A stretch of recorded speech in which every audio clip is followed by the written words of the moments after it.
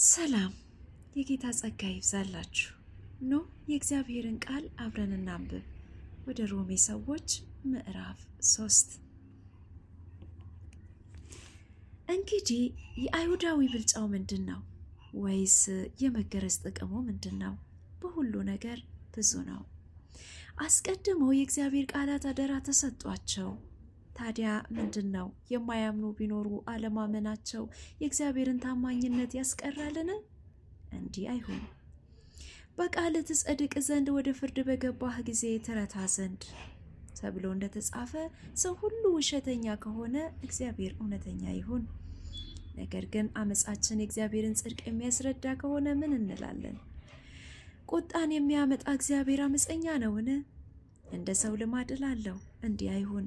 እንዲህ ቢሆን እግዚአብሔር በዓለም እንዴት ይፈርዳል? በእኔ ውሸት ግን የእግዚአብሔር እውነት ለክብሩ ከላቀ ስለምን በእኔ ደግሞ እንደ ኃጢአተኛ ገና ይፈረድብኛል? ስለምንስ መልካም እንዲመጣ ክፉ አናደርግም? እንዲህ ይሰድቡናልና አንዳንዱም እንዲህ እንድንል ይናገራሉና የእነሱ ፍርድ ቅን ነው።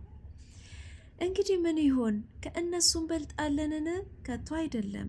አይሁድም የግሪክ ሰዎችም ሁሉ ከኃጢአት በታች እንደሆኑ አስቀድመን ከሰናቸዋል። እንዲህ ተብሎ እንደተጻፈ ጻድቅ የለም አንድስ እንኳን፣ አስተዋይም የለም፣ እግዚአብሔርንም የሚፈልግ የለም። ሁሉ ተሳስተዋል፣ በአንድነት የማይጠቅሙ ሆነዋል።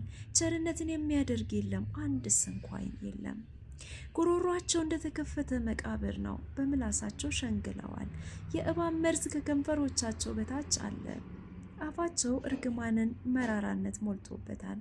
እግሮቻቸው ደምን ለማፍሰስ ፈጣኖች ናቸው። ጥፋትና ጉስቁልና በመንገዳቸው ይገኛል። የሰላምንም መንገድ አያውቁም። በዓይኖቻቸው ፊት እግዚአብሔርን መፍራት የለም።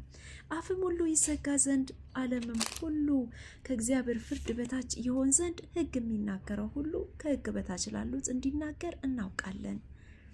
ይህ የሕግን ስራ ለመስራት ስጋ የለበሰ ሁሉ በእርሱ ፊት ስለማይጸድቅ ነው፣ ኃጢአት በሕግ ይታወቃልና። አሁን ግን በሕግና በነቢያት የተመሰከረለት የእግዚአብሔር ጽድቅ ያለ ሕግ ተገልጧል። እርሱም ለሚያምኑ ሁሉ የሆነ በኢየሱስ ክርስቶስ በማመን የሚገኘው የእግዚአብሔር ጽድቅ ነው። ልዩነት የለምና ሁሉ ኃጢአትን ሰርተዋልና የእግዚአብሔር ክብር ጎድሏቸዋል። በኢየሱስ ክርስቶስ በሆነው ቤዛነት በኩል እንዲሁ በጸጋው ይጸድቃሉ። እርሱንም እግዚአብሔር በእምነት የሚገኝ በደሙም የሆነ መስተሰሪያ አድርጎ አቆመው። ይህም በፊት የተደረገው ኃጢአት በእግዚአብሔር ችሎት ስለመታው ጽድቁን ያሳይ ዘንድ ነው። እርሱም ጻድቅ እንደሆነ በኢየሱስም የሚያምነውን እንዲያጸድቅ አሁን በዚህ ዘመን ጽድቁን ያሳይ ዘንድ ነው። ትምክህት እንግዲህ ወዴት ነው? እርሱ ቀርቷል። በየትኛው ሕግ ነው? በስራ ሕግ ነውን? አይደለም፣ በእምነት ሕግ ነው እንጂ። ሰው ያለ ሕግ ስራ በእምነት እንዲጸድቅ እንቆጥራለንና። ወይስ እግዚአብሔር የአይሁድ ብቻ አምላክ ነውን? የአሕዛብስ ደግሞ አምላክ አይደለምን? አዎን፣ የተገረዝን ስለ እምነት ያልተገረዘንም በእምነት የሚያጸድቅ አምላክ አንድ ስለሆነ የአሕዛብ አምላክ ነው። እንግዲህ ሕግን በእምነት እንሽራለንን? አይደለም፣ ሕግን እናጸናለን እንጂ። ጸጋ ይብዛላችሁ።